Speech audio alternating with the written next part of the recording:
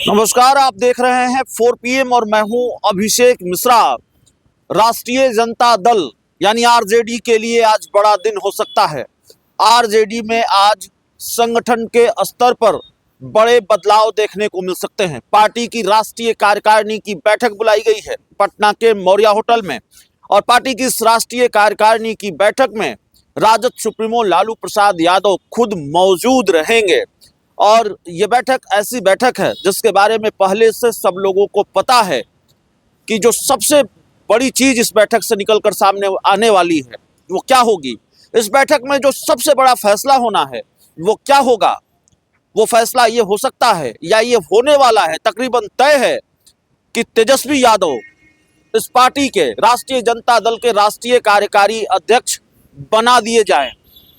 पहले से 25 जनवरी की तारीख तय थी, 25 जनवरी का मुहूर्त तय था कि तेजस्वी यादव को अगर पार्टी का राष्ट्रीय अध्यक्ष बनना है, राष्ट्रीय कार्यकारी अध्यक्ष बनना है, तो 25 जनवरी को तेजस्वी यादव पार्टी के राष्ट्रीय कार्यकारी अध्यक्ष घोषित किए जा सकते हैं।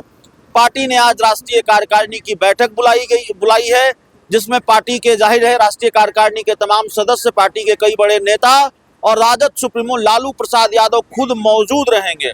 उनकी अध्यक्षता में ये बैठक होगी और तेजस्वी यादव इस बैठक में, राष्ट्रीय कार्यकारिणी की बैठक के बाद आरजेडी के राष्ट्रीय कार्यकारी अध्यक्ष इस बैठक में आरजेडी के राष्ट्रीय कार्यकारी अध्यक्ष घोषित किए जा सकते हैं।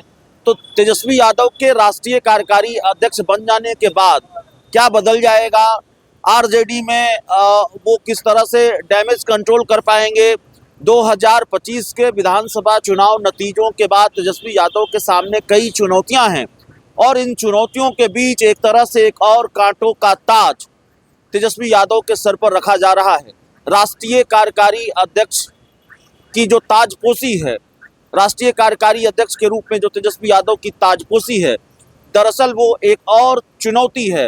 राष्ट्रीय कार्यकारी अध्यक्ष के रूप में तेजस्वी यादव को खुद को साबित करना पड़ेगा।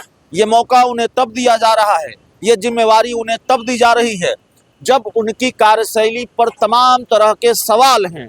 ये मौका उन्हें तब दिया जा रहा है, ये जिम्मेवारी उनको तब दी जा रही है जब उनके चाणक्य कहे जाने वाले संजय यादव, उनके करीबी नेताओं रमीज नेमत, उनके खिलाफ तमाम तरह के सवाल हैं।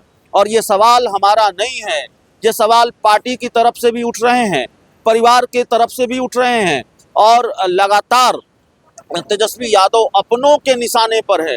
राजनीतिक विरोधियों के निशाने पर तो छोड़िए, तेजस्वी यादव पर अपने निशाना साध रहे हैं। वो अपनों के निशाने पर हैं, उन पर अपने हमला कर रहे हैं।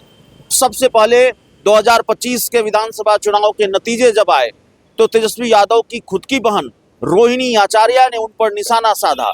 रोहिणी आचार्य ने ये सवाल उठाए कि जो चाणक्य कहे जाएंगे, जो चाणक्य थे, सवाल उन्हीं से पूछा जाएगा। आखिरकार सवाल किससे पूछा जाएगा। और इसके बाद रोहिणी आचार्य ने तेजस्वी यादव, रमीज नेमत, संजय यादव पर तमाम तरह के सवाल उठाए और किस तरह का वो पूरा घटनाक्रम रहा बताने की जरूरत नहीं है। चप्पल उठाने तक की बात रोहिणी आचार्य ने कही कि चप्पल उठाया जाएगा अगर आप सवाल पूछेंगे। और फिर इस लिस्ट में नाम आया, इसके बाद आगे आए शिवानंद तिवारी, जो लालू यादव के सबसे खास दोस्तों में से कहे जाते हैं। लालू यादव जिनका बड़ा सम्मान करते रहे और शिवानंद तिवारी जो आरजेडी में कई बड़े पदों पर रहे। शिवानंद तिवारी ने मोर्चा खोल दिया, सोशल मीडिया पर लिखा कि तेजस्वी यादव सीएम पद की शपथ ले रहे थे। तेजस्वी यादव को मैंने झकझोर कर उठाने की कोशिश की। शिवानंद तिवारी ने कहा कि वो सपने में सीएम पद की शपथ ले रहे थे और जब मैंने उनको झकझोर कर उठाने की कोशिश की तो तेजस्वी यादव ने न सिर्फ मुझे राष्ट्रीय उपाध्यक्ष के पद से हटा दिया बल्कि राष्ट्रीय कार्यकारिणी में जगह नहीं दी। और इस बीच अभी शिवानंद तिवारी के बयान पर शोर शराबा थमा ही था कि भाई वीरेंद्र सामने आ गए। आरजेडी के फायर ब्रांड विधायक, लालू यादव के करीबी विधायकों में से एक, करीबी नेताओं में से एक और पार्टी में कई दशक से जुड़े हुए हैं, उन्होंने सीधे एक तरह से तेजस्वी यादव और संजय यादव के खिलाफ मोर्चा खोल दिया। नाम नहीं लिया लेकिन निशाना किस पर था यह बताने की जरूरत नहीं है। पार्टी की गलत नीतियों की वजह से पार्टी की हार हुई है। बाहरी लोगों को टिकट दिया गया, पार्टी में जो लोग हैं उनको टिकट नहीं दिया गया। तमाम तरह के उन्होंने सवाल उठाए। यह भी कहा, डंके की चोट पर कहा कि मैं जो कहता हूं वो सच कहता हूं। और भाई वीरेंद्र के बयान के बाद पार्टी में भूचाल है और इन्हीं स्थितियों परिस्थितियों के बीच तेजस्वी यादव की ताजपोशी राष्ट्रीय कार्यकारी अध्यक्ष के रूप में आज होने जा रही है या आज हो सकती है। तो इन चुनौतियों से कैसे निपटते हैं, क्योंकि पार्टी में उनके करीबी लोगों के खिलाफ, संजय यादव के खिलाफ, उनके खिलाफ भी मुखालफत के स्वर उठ रहे हैं, उनकी गलत नीतियों पर सवाल उठ रहे हैं और परिवार के अंदर भी। तो तेजस्वी यादव की चुनौती तो यही होगी कि वो अपना कुनबा संभाल कर रखे। ऊपर से जेडीयू और बीजेपी जैसी पार्टियां दावा करती हैं कि तेजस्वी यादव के विधायक हमारे संपर्क में है, कोई 18 कह रहा है, कोई 25 कह रहा है।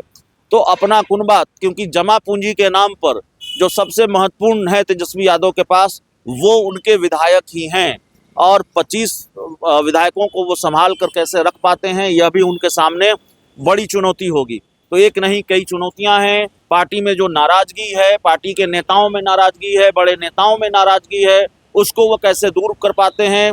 और किसी महाविस्फोट का अंदेशा अगर है संजय यादव की वजह से या तेजस्वी का संजय प्रेम खत्म नहीं हुआ उसकी वजह से, तो फिर तेजस्वी यादव इसको कैसे संभाल पाते हैं, ये बड़ी जिम्मेवारी होगी। तो राष्ट्रीय कार्यकारी अध्यक्ष का पद कांटों भरा ताज है तेजस्वी यादव के लिए और इसको वो कितना संभाल पाते हैं देखना बड़ा दिलचस्प होगा। बहुत बहुत धन्यवाद।